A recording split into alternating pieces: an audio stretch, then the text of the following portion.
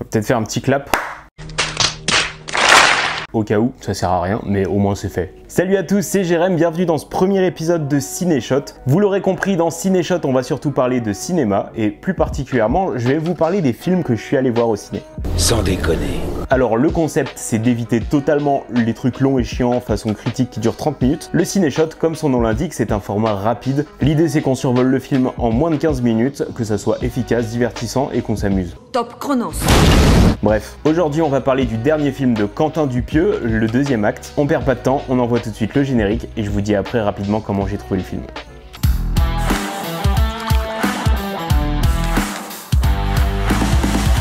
Alors, le deuxième acte, si on résume rapidement, en gros c'est un film dans lequel on va avoir 4 personnages principaux, Florence, David, Willy et Guillaume, qui vont notamment aller au restaurant ensemble. Ils vont passer une soirée ensemble. Et je vais pas en dire plus parce que si je vais trop au-delà, je vais spoiler l'intrigue. C'est un film que je qualifierais de film d'auteur parce qu'on n'est clairement pas dans du blockbuster, hein. Il y a des mecs qui se sont barrés pendant la séance. À la boulette. Donc c'est pas un film, je pense, qui est pour tout le monde si on n'a pas l'habitude des Quentin Dupieux de regarder des films absurdes ou même des films un petit peu d'auteur, donc qui sont pas forcément tout public. Par contre, c'est un film qui est extrêmement bien construit. Moi j'ai adoré, j'ai passé un super moment. C'est mon premier Quentin Dupieux. Je connaissais de nom, la réputation, mais je n'étais jamais allé voir un de ses films. Là en plus c'est au cinéma, donc il y a l'immersion en plus. Moi j'ai passé un super moment. On est dans le cinéma absurde, mais en même temps c'est de l'absurde très bien construit. Chaque détail n'est pas laissé au hasard. Il y a plein de choses intéressantes dans le film, dans la façon dont c'est tourné, dans les indices que les personnages laissent sur la façon dont il faut comprendre le film. Et surtout, ce que j'ai vraiment apprécié, c'est ce petit côté un peu Inception, où on sait jamais trop dans quelle dimension on est. C'est tout pour mon avis rapide. Je pense que si je rentre trop dans les détails après, on va vraiment être dans la critique et dans l'analyse détaillée. C'est pas le but de ce format. L'idée c'est que vous ayez une idée globale du film, que ça vous donne envie d'aller le voir ou pas. Et puis surtout, c'est d'en parler de manière divertissante. Donc, je m'arrête là et on passe tout de suite au trailer react.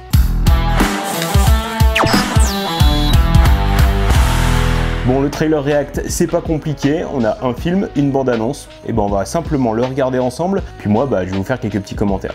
Allez, on y va. Ok, premier truc intéressant, c'est le film d'ouverture du Festival de Cannes. Le Festival de Cannes, c'est quand même ce qu'il y a de plus prestigieux en termes de cinéma en France. On est quand même sur un festival qui se veut proche du milieu du cinéma. Dans le film, il y a pas mal d'allusions à ce qui se vit dans le cinéma, au monde du cinéma. Alors, l'histoire du film, c'est l'histoire de mon personnage, David. Ok, là on est sur un truc qui est cool. C'est-à-dire que le réalisateur s'est sorti un petit peu les doigts du cul et il a proposé une bande-annonce qui ne spoile pas le film. Les réalisateurs qui font ça, qui créent des bandes-annonces exclusives, sans image du film, c'est souvent des réalisateurs de talent et qui ont quand même un certain niveau en cinéma. Quand j'ai vu ça, ça m'a clairement donné envie. Qui est un homme très séduisant, très convoité. Mais je préfère pas vous en dire plus parce que je dévoilerais trop. Non, pardon. L'histoire du film, c'est l'histoire de mon personnage, qui s'appelle Guillaume, qui est un banquier international très important, et qui s'apprête à rencontrer le petit ami de sa fille. Donc là, déjà, vous voyez qu'il y a un petit côté rigolo. On a Vincent Lindon qui coupe, je sais jamais son nom à lui, mais voilà, l'acteur numéro 1. On est clairement en mode ego d'acteur, ok? On a des acteurs qui pètent plus haut que leur cul. Ce qui est très drôle, c'est que c'est totalement l'esprit du film. C'est-à-dire que là, ils disent mon personnage machin, mais ils se comportent à une vache près comme leur personnage dans le film. Et ça, c'est génial. Et je suis désolé de te contredire, hein, mais c'est ça la vraie histoire. C'est l'histoire de Guillaume. Hein. Si je puis me permettre, Guillaume, l'histoire du film, elle se concentre surtout sur la trajectoire, disons, de Willy, qui est mon personnage. Bon, ce mec-là, déjà, moi, il me fait rêver de ouf. Raphaël Quenard, si tu vois cette vidéo, j'adore ce que tu fais. Je le trouve trop drôle. Pareil, lui aussi, il a exactement les mêmes mimiques que son personnage dans le film. La même façon de parler. Moi, c'est clairement mon personnage préféré dans le film. Le personnage de Willy, comme il vient de le dire. Bref, on est toujours dans le même esprit. Encore un nouvel acteur qui dit « mon personnage, c'est le meilleur ». Du coup, on se doute que la suite, ça va être pareil. Qui est un jeune plein de tonus et qui va vivre tout un tas de retournements plutôt incroyables, disons. N'importe quoi, non mais n'écoutez pas ce qu'il raconte. Je veux dire, tout s'articule autour de mon personnage, Florence. Je veux dire, sans elle, il n'y aurait pas l'ombre d'un début d'histoire. Vous verrez aussi, si vous allez voir le film, que l'histoire du film, elle tourne autour de Florence. Et du coup, ce que dit Léa Seydoux à ce moment-là, c'est très vrai. D'ailleurs, le film a failli s'appeler Florence et les garçons. Non mais sans déconner, fermez vos gueules un peu là. Le vrai héros, c'est moi. C'est mon histoire. C'est tout. Voilà, ce qui est excellent, c'est qu'ils disent tous que c'est leur histoire. Si vous avez vu le film ou si vous allez voir le film, vous vous rendrez compte qu'ils ont tous raison. C'est leur histoire à tous. Et en fait, on va découvrir un peu l'histoire de chacun des personnages et le contexte dans lequel ils évoluent. Cherchez pas plus loin, il y a 5 personnages principaux. Vous les avez là, ils se décrivent rapidement. Il n'y a rien à dire de plus, si ce n'est que les 5 personnages sont quand même bien différents et sont quand même assez intéressants. Et voilà, donc le deuxième acte. Le titre du film est génial et si vous allez le voir, vous vous rendrez compte que non seulement il décrit un élément important du film, mais en même temps vous verrez qu'il va bien plus loin que ce simple élément de l'histoire et que c'est un titre qui est parfait en fait pour le film. Bon, on en a fini avec les bandes annonces. Et si on s'en prenait un petit peu aux critiques du film? C'est le moment de la critique des critiques.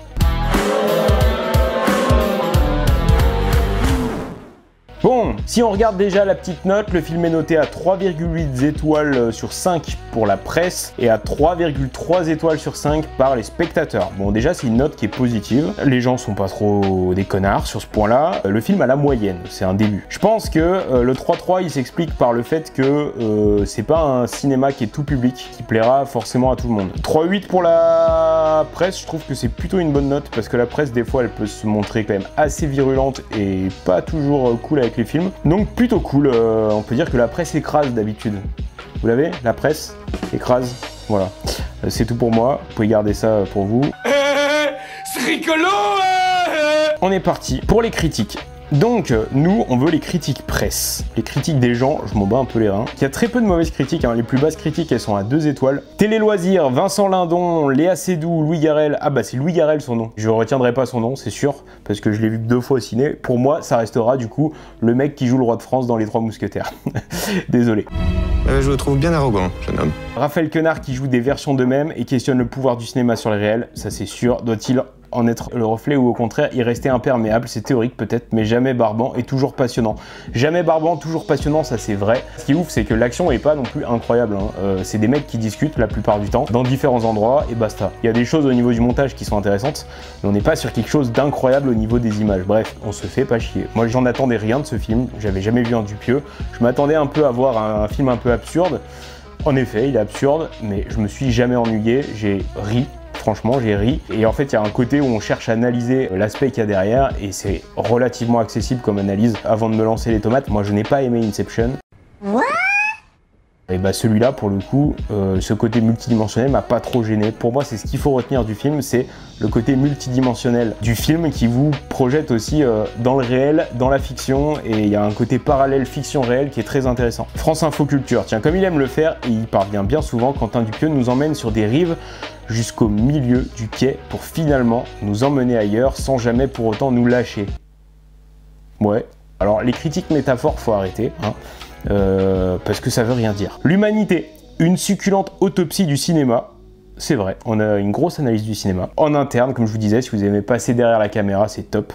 Où des acteurs se rebiffent contre un scénario qu'ils jugent médiocre. Et ça, c'est totalement vrai aussi. Ce qui est ouf, c'est que y a le scénario de base, le synopsis, tel que vous pourrez le lire un peu au cinéma. Le scénario est médiocre, totalement bateau, et c'est totalement pas ça le film, donc c'est pour ça qu'il faut aller le voir. Ouest France, les dialogues et situations sont souvent hilarants, on peut déplorer 2 ou 3 longueurs sur la fin de ce qui s'apparente un peu à un film à sketch, mais ce qui est sûr, c'est que l'intelligence de Dupieux n'a rien d'artificiel. Alors j'ai pas vu les longueurs, c'est quand même assez drôle, il y a de grosses scènes en plan séquence, notamment au début, qui peuvent paraître longues je pense, si on s'attend pas à ça et qu'on se focalise que sur ce qu'il y a à l'image.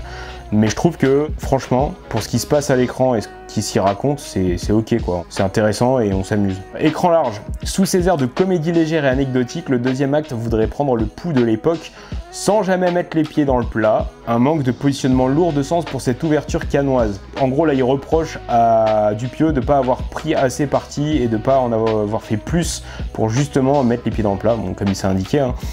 Je pense qu'il a fait ça parce que ça reste un film. Le but c'est de divertir et les gens vont au cinéma aussi pour passer un bon moment. Moi ce que j'ai vraiment apprécié dans ce film, c'est qu'on est sur un film d'auteur, sur un film un peu absurde mais un film drôle. C'est-à-dire qu'on s'amuse, on passe un bon moment et on est aussi diverti. Alors il y a des sujets durs et je pense que sur l'ouverture d'un festival de Cannes comme ça, c'est dommage de plomber l'ambiance, je pense, pour des festivités qui vont durer toute une semaine, tout un week-end. Je sais jamais combien de temps ça dure, d'ailleurs il faudrait que je regarde un jour. Le mec qui parle de cinéma mais qui sait même pas combien de temps dure le festival de Cannes.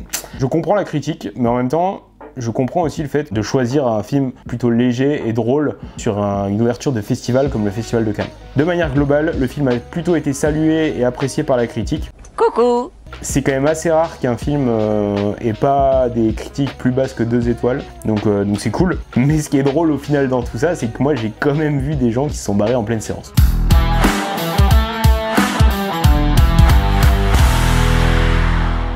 Mesdames et messieurs, c'est à présent l'heure du quiz. Donc ce qui va se passer, c'est que je vais tirer au sort 5 questions en lien avec le film notamment. Et ces questions-là, je vais devoir y répondre le plus vite possible. Sans trop réfléchir, l'idée c'est que ça soit spontané, qu'on aille droit au but et puis que je dise ce que je pense, pas d'entourloupe.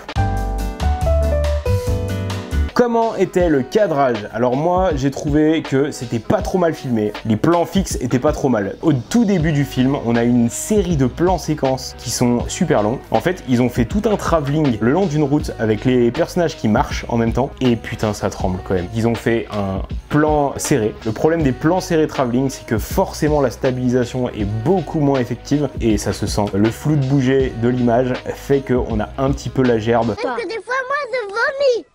On pourrait clairement dire que toute la première partie du film est basée sur ces scènes-là, et des fois, c'est pas ça quoi. Je dirais moyen. Mis à part ces trucs sur les plans séquences, c'est ok. C'est mon premier Dupieux, j'étais Dupieux-slé, on peut dire, avec ce film-là. Ça me donne envie de regarder d'autres films de Dupieux, et notamment Steak, parce que je sais qu'il y a Eric et Ramsey dedans. J'ai vu une interview il y a pas longtemps de Eric et Ramsey qui parle de Steak. Ça a l'air vraiment d'être un film de ouf. Il va falloir que je me planifie une séance pour me mater Steak. Donc, question cocasse, on est sur du tirage au sort, je vous l'avais dit, c'est du hasard. Donc oui, je l'ai vu en VO totalement, mais ça vaudrait peut-être le coup de le regarder en anglais juste pour voir ce que ça donne. Je dis des conneries, il a pas dû être doublé en anglais parce qu'il y a que nous, les Français, qui avons des problèmes avec le doublage.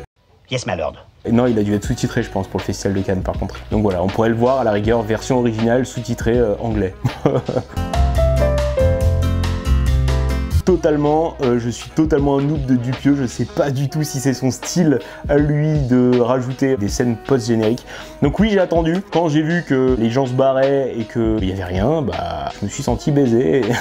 Mais je suis resté au moins jusqu'au bout de la séance, j'ai fait honneur au film. Bon après on n'est pas sur un blockbuster avec une suite possible non plus, hein, donc j'aurais pu aussi avoir la puce à l'oreille que je pouvais me barrer pendant le générique.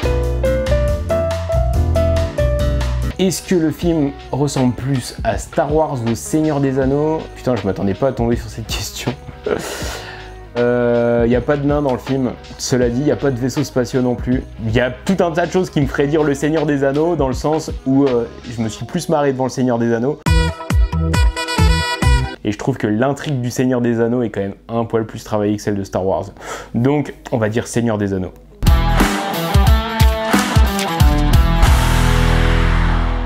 Parlons peu, parlons thunes. Normalement, cette section a pour vocation de parler un peu du budget du film, de la répartition des coûts, tout ça, tout ça. Le souci, c'est que j'ai trouvé aucune section qui parle du budget du film. En même temps, il y a un monde où le plus cher, c'était peut-être le cachet des acteurs, parce qu'on est quand même sur du bon gratin, hein. Léa Seydoux, Vincent Lindon, c'est quand même de l'acteur français de prestige, je pense, comme ils le disent si bien dans la bande-annonce. Après, il y a un travelling qui est énorme, vraiment. La dernière scène du film, c'est une scène qui pour le coup qui n'a rien à voir avec le film. C'est un très très long plan du travelling qui a servi à filmer les plans séquences dont je vous parlais tout à l'heure en bordure de route où les personnages discutent et il est sans fin. À vue de nez quand on voit l'image, franchement il y en aurait pour 500 mètres de travelling que ça m'étonnerait même pas. Je pense que le budget travelling doit être quand même assez conséquent du coup là-dessus. Aucune idée sinon du budget, j'ai pas trouvé de chiffres à ce niveau-là. Donc au final c'est la seule supposition qu'on peut faire à la rigueur là-dessus. D'ailleurs si vous regardez un peu dans la bande-annonce, hein, le fameux travelling, on est déjà sur un plan en séquence en travelling, en un seul plan. Ça vous donne un peu un avant-goût de ce à quoi peut ressembler le film. On n'est pas non plus sur le plan séquence de Il faut sauver le soldat Ryan, il y a des coupures quand même. C'était une rubrique thune un peu rapide, j'espère que les prochaines seront plus longues et qu'on aura un peu plus de données. Bon, c'est aussi à moi d'aller voir des films où il y a de l'info dessus. Hein. La ruse est finaude. On arrive à la dernière partie de ce format. L'idée, c'est potentiellement de noter un petit peu le film et puis de le classer par rapport aux autres. Le classer par rapport aux autres, vous me direz, monsieur, dame, ça va être rapide, hein, il n'y en a pas d'autres dans la liste pour l'instant.